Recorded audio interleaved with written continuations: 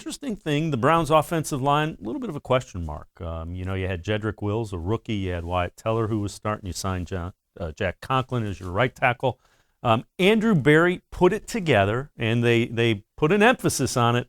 And Andrew Berry looks like he got it right. A really good offensive guard, and he was proud of the way they performed. Yeah, Jake, I think I love my big guys, so I'm very excited about this. Excited about this group, excited about the work that they did with Bill. I think that's a position group where continuity is of paramount importance. So I think that group did a fantastic job, and look forward to continue to seeing them grow. Andrew Berry talking about the offensive line. Bill is Bill Callahan, the offensive line coach. Let's welcome back in Mary Kay Cabot. Mary Kay, how about that in the job that Bill Callahan did? That line was impressive. You shuffled guys in and out, and for the most part, they were very good. They really were, and they were a huge reason that the Browns were successful this season. Ryan Grigson, who is sort of a senior advisor to Andrew Berry, he really emphasized, he learned his lesson in Indianapolis when he did not protect Andrew Luck the way he should have until it was kind of too late. He learned his lesson from that, and he really emphasized here that they needed to protect Baker Mayfield and surround him with as much talent as possible and really support their quarterback, and that's what they did. And it has shown. I mean, he was able to stand back there and function the way that he needed to. It doesn't happen like that on every team. He had the time that he needed to run this offense, and these guys blocked like crazy for that running game, and it just all worked together. And they're all back, and most of them under contract. So it'll be really interesting to see.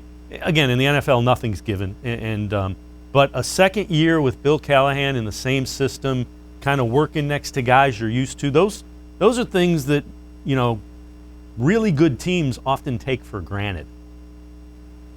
Yes, that's absolutely true. And the other thing is, they'll still end up with the third place schedule. So, that will help them as well, just in terms of next season not having to, to play the top, the top one or two teams in the division every week. So yeah, I think that'll help. But having this line intact is going to be key. And having Baker Mayfield in his second season in this offense is also going to be great for him and the Browns. Yeah, and that hasn't happened. I mean, normally it's change the coach, change the offense, and it, people don't really understand. It has to be second nature, and I think it's starting to get to be second nature for the guys as the season has worn on. Yeah, well, you know what? I mean, you could see that the lights came on for Baker Mayfield midway through the season. The lights came on. As we mentioned before, after he threw that interception on his first pass against the Bengals, the one that resulted in Odell Beckham Jr. tearing his ACL, once again, he threw 20 touchdowns and only 2 interceptions the rest of the way, all the way through the playoffs. That's incredible. I mean, that is really remarkable to be able to do that. And it was like everybody kind of pitched in on that. They figured out the red zone. I mean, they were dynamite in the red zone. They worked really well again off the play action.